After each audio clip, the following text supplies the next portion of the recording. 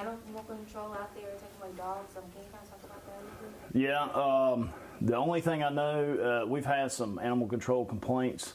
I saw that a few weeks ago, as a matter of fact, and we took dogs then, and I guess they acquired some more dogs. So I think that's been an ongoing issue at that residence with animal complaints. So some of the neighbors mentioned that, police being over there is kind of a common thing. Mm-hmm. Can you share about, what typically goes on over there, or what you guys have found, or if there's anything? So I know there's been some animal complaints over there. I don't know the fullness of if there's been other complaints other than animal complaints.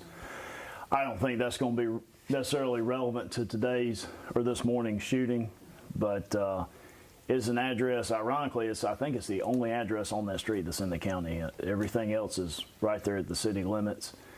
I believe that one address right there on the very end is just barely within our jurisdiction there. Right. I was able to see a little bit of the scene back there. It seems like it's like kind of abandoned in some areas, or it looks like the building's kind of been caved in, and there's we obviously couldn't go too far back. Yeah, but sure. What does it look like back there? I mean, it's a rough property, that's for sure. I couldn't tell you the exact, how structurally sound it is. It certainly doesn't look like it, but it's just one of those unfortunate places that has some, a mess around it and stuff like that. So. While we were out there, neighbors, and then there were some people who were closer to the crime scene tape, seemed emotional. When you have death of this degree, 2 dead, and then one where a person's coming out bleeding and Sure. calling for help, what kind of, this traumatic scene, what does it do to a community, to families and neighbors who live there? Well, obviously, it's not something you expect to, see at 7:45 in the morning. Probably right after you're getting your kids off to school and everything else. But, this is I would tell the community, obviously, it's a very isolated incident. As the investigation unfolds, perhaps we can release some more information about what led up to it. But still early, other than identifying who our suspect is and getting him in jail. I'm not sure exactly what started the situation or dispute or whatever. But yeah, I just, things happen, and luckily we were there very quickly. And but I hate it for any community that has to see this kind of activity. And but I don't understand why people do the things they do either. Why people resort to shooting each other, and it's just it's terrible to have loss of life, and there's no winner in that situation. Period. So. But it is what it is. We got our guy, and the investigation continues. Sheriff, what have investigators uncovered at this point in the investigation about what led up to this shooting, or maybe just with the hours right before it happened?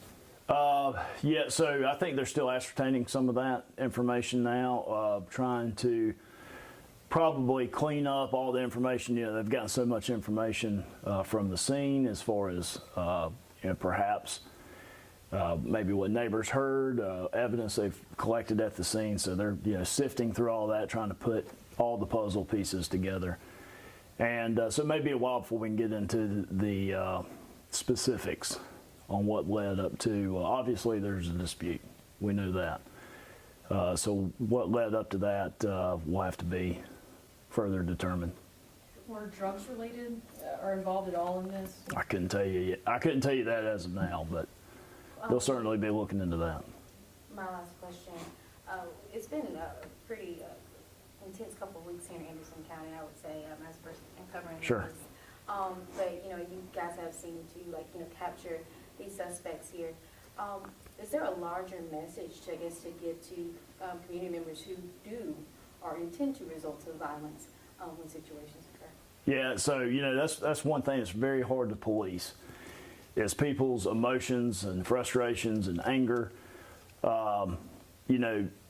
Putting deputies out there in patrol cars, that presence certainly equals deterrence as far as other crimes are concerned. But in the heat of the moment, when people get mad at each other and resort to this kind of violence on that scale, you know, I don't know that it would have mattered if a deputy was standing in the front yard when it happened. So, you know, you're just not going to stop stuff like that. But as you mentioned, you know, we've been very fortunate. We've been able to capture our suspects in a lot of these recent cases and very quickly. And that's the kind of momentum that we'd like to continue to carry on, because people are going to continue to do this kind of stuff. That's just going to happen. So as long as we keep handling it like we're handling it and get them off the street as quickly as possible, that's our mission.